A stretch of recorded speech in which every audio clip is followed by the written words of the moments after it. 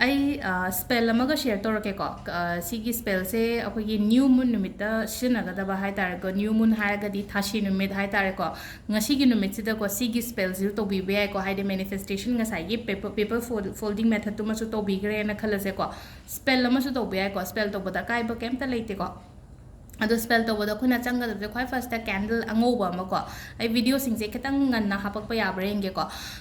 khoi first ta candle angoba se candle sumaina than birani ko aduga nang na shon ga da ba hai tar ko spell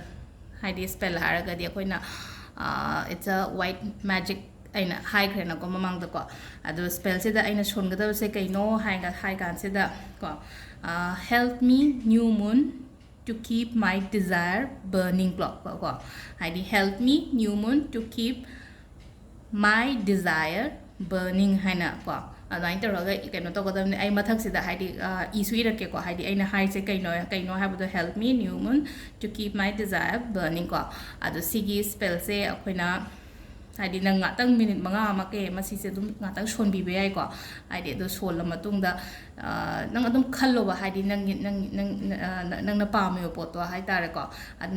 adagi nga sai gi nang na spell do sholing ai matam do da keno to bi ba hai ta khan bi ba hai tare ko si sin na spell gi len no ko ado spell gumba keno to bo kho pa sum hai na da ba gumba le ra ga di ko kai to bi be hai kan si da ko yum gi mapan da candle ango bo gumba ma than bi ko candle angoba than se phaye kaino numit ko haidi akhoi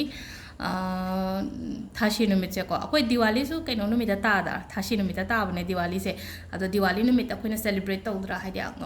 mai me am thalaga kholaga aduna haidi kaino khudingi